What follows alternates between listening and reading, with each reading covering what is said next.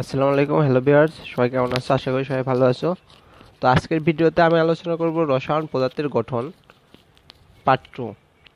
তো গত ভিডিওতে আমি আলোচনা করেছিলাম রাদারফোর্ডের পরমাণু মডেল সহ অন্যান্য টপিকসগুলো, এবং রাদারফোর্ডের পরমাণু মডেলের কিছু সীমাবদ্ধতা ছিল যে রাদারফোর্ড তার পরমাণু মডেলে ইলেকট্রনের কক্ষপথের আকার বা আকৃতি সম্পর্কে কোনো ধারণা দিতে পারেননি। আবার সৌরজগতের সূর্য ও গ্রহগুলোর সামগ্রিকভাবে কিন্তু কোনো চার্জ নেই বা আধান নেই, কিন্তু পরমাণুতে ইলেকট্রন ও নিউক্লিয়াসের আধান বা চার্জ আছে। সুতরাং চার্জহীন সূর্য ও গ্রহগুলোর সাথে চার্জযুক্ত নিউক্লিয়াস এবং ইলেকট্রনের তুলনা বেমানান হয়ে পড়েছে। এক্ষেত্রে ওনার পরমাণু মডেল ভুল। আবার একের অধিক ইলেকট্রন বিশিষ্ট পরমাণুতে ইলেকট্রনগুলো কিভাবে নিউক্লিয়াসের চারদিকে পরিভ্রমণ করে রাদারফোর্ডের পরমাণু মডেলে সেটার সঠিক ধারণা পাওয়া যায়নি। আবার ম্যাক্সওয়েলের তড়িৎচুম্বকীয় তত্ত্ব অনুসারে তোমরা নিশ্চয়ই মশার কয়েল দেখেছো। মশার কয়েলের এক পাশে আগুন ধরাই দিলে ওটা আস্তে আস্তে পুড়তে পুড়তে কেন্দ্রে আসে। ঠিক একইভাবে ইলেকট্রনগুলো ক্রমান্বয়ে ঘুরতে থাকে এবং ঘুরতে ঘুরতে শক্তি হারাতে হারাতে একসময় নিউক্লিয়াসে এসে পতিত হয়। এটা ম্যাক্সওয়েলের তড়িৎচুম্বকীয় তত্ত্ব অনুসারে। তো এই ভিডিওতে আলোচনা করব নিলস বোরের পরমাণু মডেল ও শক্তি স্তর, উপশক্তি স্তর। তো নিলস বোরের পরমাণু মডেল সম্পর্কে আসি। তো 1913 সালে বিজ্ঞানী নিলস বোর রাদারফোর্ডের পরমাণু মডেলকে ত্রুটিগুলোকে সংশোধন করে এবং তার পরমাণু মডেল প্রদান করেন। তো নিলস বোরের পরমাণু মডেল অনুসারে ইলেকট্রনগুলো নির্দিষ্ট কক্ষপথে ঘুরে।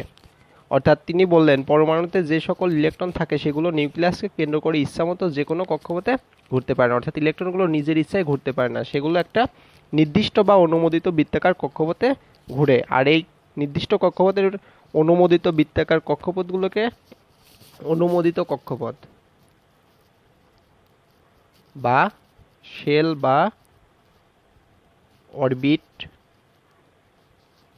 বা প্রধান শক্তি স্তর বলা হয়।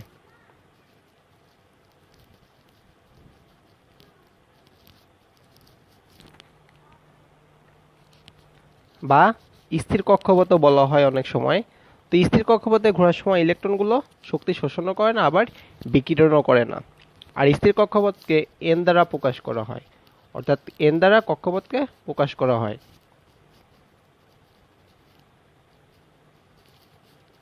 যেখানে এন সমান হতে পারে 1, 2, 3, 4 ইত্যাদি। অর্থাৎ এন এর মান পূর্ণ সংখ্যা। তো যখন এন সমান 1 তখন অরবিটের নাম হবে কে। যখন এন সমান 2 তখন এল। যখন এন সমান 3 অর্থাৎ তৃতীয় শক্তি স্তরকে বলা হবে এম। এন সমান 4 হলে চতুর্থ স্তরকে বলা হবে এন।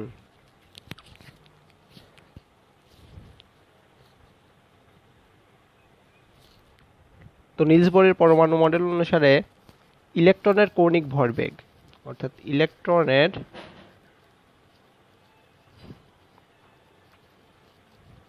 কৌণিক ভরবেগ mvr সমান nh/2 পাই। এখানে m হবে ইলেকট্রনের ভর বিভবের একটা নির্দিষ্ট কক্ষপথে ইলেকট্রন যখন ঘূর্ণায়মান অবস্থায় থাকে তখন ইলেকট্রনের একটা বেগ থাকে, সেই বেগ আর হবে কক্ষপথের ব্যাসার্ধ। n এর মান বিভিন্ন কক্ষপথের সংখ্যা, অর্থাৎ n এর মান এখানে 1, 2, 3 ইত্যাদি হবে। h এর মান প্লাঙ্ক ধ্রুবক, অর্থাৎ h সমান হবে প্লাঙ্ক ধ্রুবক।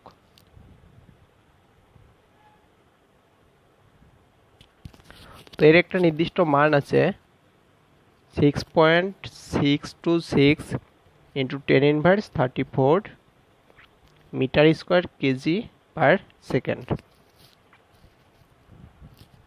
তো এই সমীকরণ থেকে বিভিন্ন কক্ষপথে ঘূর্ণায়মান অবস্থায় ইলেকট্রনের বেগ বা বিভিন্ন মান জানা থাকলে পরে বেগ বা ভর বা ব্যাসার্ধের মান বের করা যেতে পারে। নিলস বোরের পরমাণু মডেল অনুসারে আরও জানা যায় কোনো প্রধান শক্তি স্তরে যখন ইলেকট্রন ঘুরে তখন ঘোরার সময় ইলেকট্রনগুলো কোনো রকম শক্তি শোষণও করে না, আবার গ্রহণও করে না, শোষণও করে না, আবার ত্যাগও করে না। অর্থাৎ ইলেকট্রন যদি নিম্ন শক্তি স্তর থেকে উচ্চ শক্তি স্তরে যায় তখন ইলেকট্রনের শক্তি প্রয়োজন হয়, আর যখন উচ্চ শক্তি স্তর থেকে নিম্ন শক্তি স্তরে আসে তখন ইলেকট্রন শক্তি বিকিরণ করে। আর এই বিকিরিত শক্তির পরিমাণ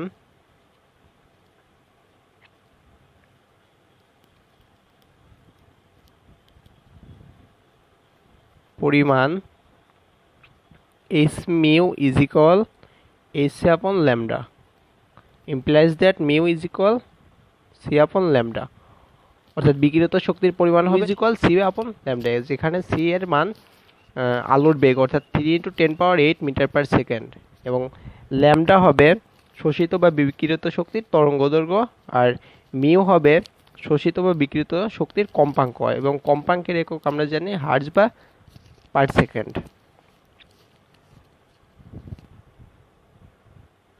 তো আমরা এখন দেখব নিলস বোরের পরমাণু মডেলের সাফল্য। তো রাদারফোর্ডের পরমাণু মডেল অনুসারে সৌরজগতে সূর্যকে কেন্দ্র করে গ্রহ উপগ্রহগুলো যেমন ঘুরছে, পরমাণুতে ইলেকট্রনগুলো তেমনই নিউক্লিয়াসকে কেন্দ্র করে ঘুরছে। ইলেকট্রনের শক্তি স্তরের আকার সম্পর্কে কোনো কথা বলা হয়নি, অর্থাৎ পরবর্তীতে নিলস বোর বিভিন্ন কক্ষপথের আকার বা আকৃতি সম্পর্কে ধারণা দেন। রাদারফোর্ডের পরমাণু মডেলে পরমাণু শক্তি শোষণ করলে বা বিকিরিত করলে পরমাণুর গঠনের কিরূপ পরিবর্তন হয় সেটা বলা হয়নি, কিন্তু নিলস বোরের পরমাণু মডেলে সেটা বলা হয়েছে। তো আবার নিলস বোরের পরমাণু মডেলেরও সীমাবদ্ধতা আছে। নিলস বোরের পরমাণু মডেল অনুসারে এক ইলেকট্রন বিশিষ্ট পরমাণুর পারমাণবিক বর্ণালী ব্যাখ্যা করা যায়, কিন্তু যার ইলেকট্রন দুইটা বা একাধিক থাকে তার পারমাণবিক বর্ণালী ব্যাখ্যা করা যাবে না। অর্থাৎ হাইড্রোজেনের করা যাবে, হিলিয়ামের করা যাবে না, কিন্তু হিলিয়াম প্লাসের করা যাবে, লিথিয়ামের করা যাবে, কিন্তু লিথিয়ামের করা যাবে না, কিন্তু লিথিয়াম 2+ আয়নের করা যাবে। অপরদিকে বেরিলিয়ামের করা যাবে না, কারণ বেরিলিয়ামের ইলেকট্রন 4টা, যদি 3টা ত্যাগ করে তাহলে সেক্ষেত্রে ইলেকট্রন থাকবে একটা, সেক্ষেত্রে বেরিলিয়ামের পারমাণবিক বর্ণালী ব্যাখ্যা করা যাবে যদি 3টা ইলেকট্রন ত্যাগ করে। তবে লিথিয়ামের করা যাবে না, কিন্তু লিথিয়াম 2+ করা যাবে। অর্থাৎ যার ইলেকট্রন একটার বেশি তার পারমাণবিক বর্ণালী নিলস বোরের পরমাণু মডেল অনুসারে ব্যাখ্যা করা যাবে না। নিলস বোরের পারমাণবিক মডেল অনুসারে এক শক্তি স্তর থেকে ইলেকট্রন যখন অন্য শক্তি স্তরে গমন করে তখন পারমাণবিক বর্ণালীতে একটি মাত্র রেখা পাওয়ার কথা, কিন্তু শক্তিশালী যন্ত্র দিয়ে পরীক্ষা করলে দেখা যায় প্রতিটি রেখা অনেকগুলো ক্ষুদ্র ক্ষুদ্র রেখার সমষ্টি। আর প্রতিটি রেখা কেন অনেকগুলো ক্ষুদ্র ক্ষুদ্র রেখার সমষ্টি হয় বোর মতবাদ অনুসারে তার ব্যাখ্যা দেওয়া হয়নি। বোরের পরমাণু মডেল অনুসারে পরমাণুতে শুধু বৃত্তাকার কক্ষপথ বিদ্যমান, কিন্তু পরে প্রমাণিত হয় পরমাণুতে ইলেকট্রনের শুধু বৃত্তাকার কক্ষপথেই ঘুরে না, সেগুলো উপবৃত্তাকার কক্ষপথেও ঘুরে। তো আমরা এখন দেখব কোন শক্তি স্তরে কতটি ইলেকট্রন ধারণ করতে পারে।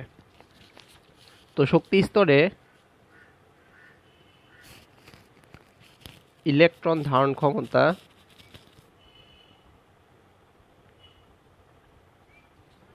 ইজ ইকুয়াল টু n², যেখানে n এর মান 1 2 3 4 ইত্যাদি হতে পারে।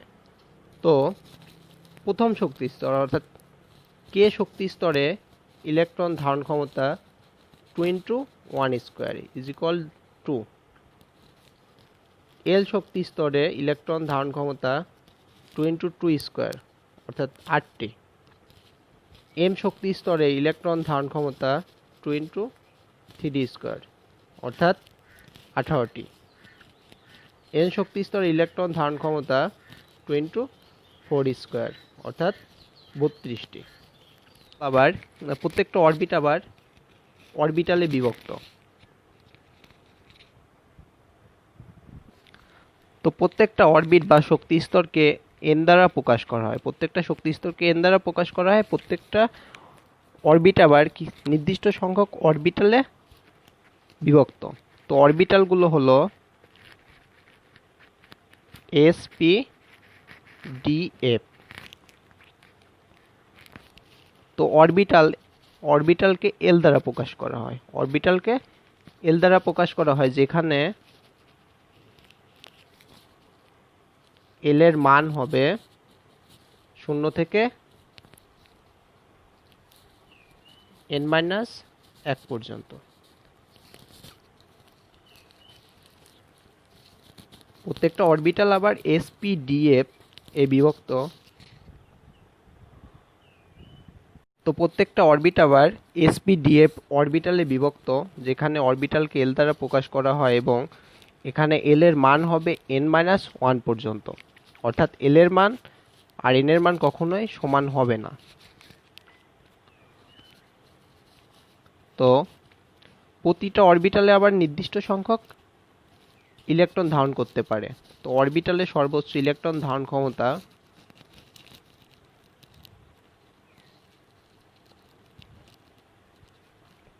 is equal to 12 plus 1। তো আমরা জানি এস এর জন্য এল এর মান 0, পি এর জন্য এল এর মান 1, ডি এর জন্য এল এর মান 2, এফ এর জন্য এল এর মান 3। তাহলে অরবিটাল ইলেকট্রন ধারণ ক্ষমতা হবে 2 × 12 + 1, এটা সাধারণ সূত্র। তাহলে আমরা এখন দেখব এস অরবিটালে ইলেকট্রন ধারণ ক্ষমতা হবে 2 × 2 এল এর মান এস এর জন্য 0 + 1 অর্থাৎ 2টা। অর্থাৎ আমাদের মেন শক্তি স্তরগুলো ছিল কে, এল, এম, এন। তো এস অরবিটাল ইলেকট্রন ধারণ ক্ষমতা 2টা। পি অরবিটালে ইলেকট্রন ধারণ ক্ষমতা হবে 2 × 2 × পি এর জন্য এল এর মান 1 + 1 অর্থাৎ 6টা। ডি অরবিটালে ইলেকট্রন ধারণ ক্ষমতা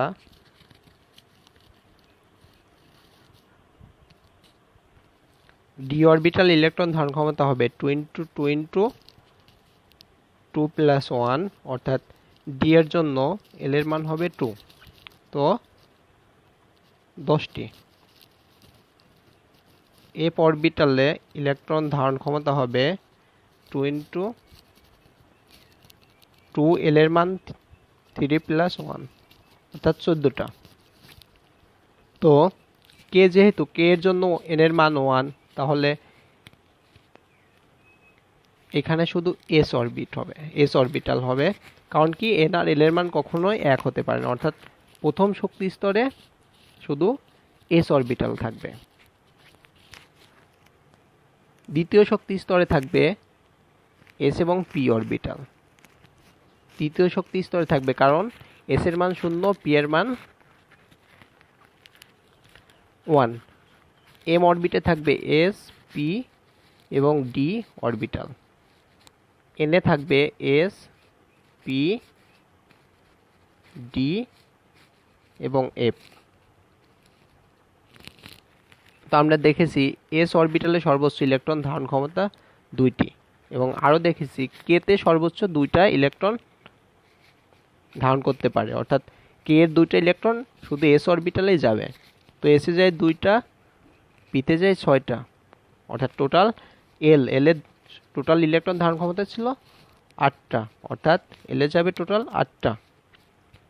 এসে যায় 2টা, পিতে যায় 6টা, ডিতে যায় 10টা।